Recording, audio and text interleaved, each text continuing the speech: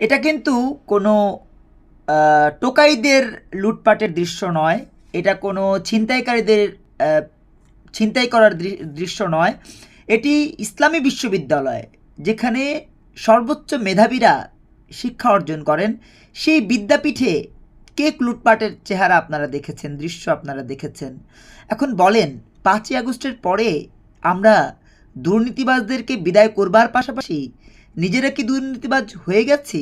শিক্ষার্থীরা কি দুর্নীতিবাজ হয়ে গেছে, ছিনতাইকারী হয়ে গেছে, ডাকাত হয়ে গেছে? নাকি সত্যিকার অর্থে আমরা জাতিগতভাবেই লুটেরা হয়ে গেছি? প্রশ্ন আপনাদের কাছে, উত্তর লিখাবেন এবং আপনার মতামত জানিয়ে যাবেন।